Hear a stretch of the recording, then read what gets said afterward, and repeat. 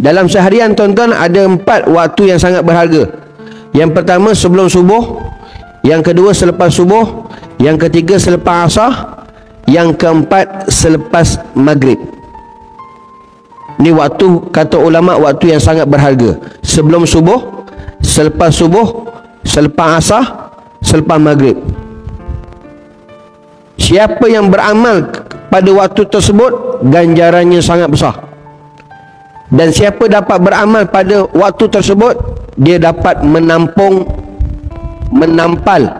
kekurangan-kekurangan pada zaman yang kita lalai dulu. Zaman pop ye yang mau apa-apa dulu kan. Macam-macam lah tuan-tuan. Nak cover tuan-tuan benda yang lalai dulu, ni sekarang ni jaga 4 waktu tersebut. Sebelum subuh, selepas subuh, selepas asar, selepas maghrib. Nak jaga macam mana? 4 waktu ni tuan-tuan hak jaga macam mana? Yang pertama, penuhkan semayang. Mana dirikan semayang. Apa yang boleh buat semayang.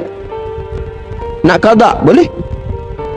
Walaupun semayang fardu subuh, lepas semayang fardu subuh boleh semayang qada tak? Boleh. Sebab qada dia tidak termasuk haram untuk lakukan sama ada selepas waktu subuh ataupun selepas asar. Boleh. Yang kedua, banyakkan apa? Qiraatul Quran, baca Al-Quran. Yang ketiga, waktu tersebut banyakkan zikrullah. Zikrullah. Astaghfirullah. Banyakkan astaghfirullah. Banyakkan selawat. Allahumma salli ala sayyidina Muhammad wa ala ali sayyidina Muhammad. Banyakkan tahlil. La ilaha illallah. La ilaha illallah. Itu 3 komponen zikrullah.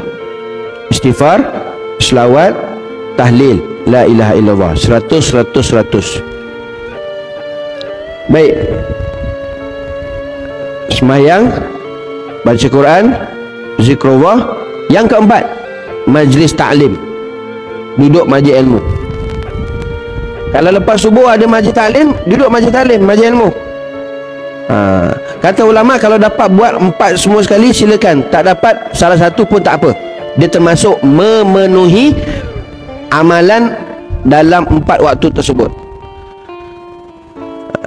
Contoh, sebelum subuh tadi, sebelum subuh, apa yang kita boleh buat? Sembahyang sunat. Sembahyang sunat tahajud, sembahyang sunat hajat, sembahyang sunat taubat, sembahyang sunat tasbih. Boleh zikrullah, boleh baca Quran. Tu maksudnya amalan-amalan ni hak kita nak penuhkan dalam 4 waktu tersebut. Lepas sembahyang fardu subuh, ada majlis taklim, ada majlis ilmu, duduk sampai habis syuruk. Ini waktu yang sangat berharga ni tuan-tuan. Lepas asar, apa yang kita boleh buat? Salah satu tu pun tak apa. Duduk zikir, istighfar, selawat, la ilaha illallah. Khalas, okey dah tu. Kalau tak, baca Quran, silakan. Pilihlah. Lepas maghrib, ada kuliah maghrib, duduk dalam majlis ta'lim, majlis ilmu. Kalau tak ada majlis ilmu, zikir. Kalau tak zikir, baca Quran. Tuan-tuan, banyakkan amal, isikan amalan tersebut dalam 4 waktu tersebut. Dia boleh menampung dan mengcover masa-masa lampau kita yang dulu, yang lalai tu.